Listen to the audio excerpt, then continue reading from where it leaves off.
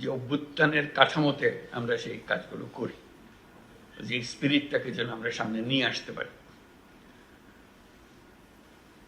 আমরা সবাই আগের সরকারেও কাজ করেছি, কাজে এমন না যে আমরা অপরিচিত সেই সরকারের সঙ্গে, কিন্তু সরকারি কর্মকর্তা হিসেবে এখন যেহেতু পরিস্থিতির পরিবর্তন হয়েছে, সেই পরিবর্তনটাকে আমাদের ধারণ করতে হবে। ধারণ না করলে তাহলে মনে হবে যে কি আর কিছু হলো, এই অভ্যুত্থান কিছু দেখি না এখানে, এরকম যেন মনে না।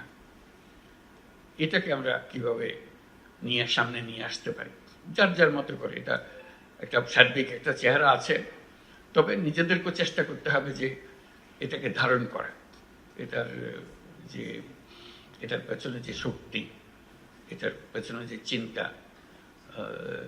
এটার পেছনে যে আত্মত্যাগটা ছিল, সেটা কি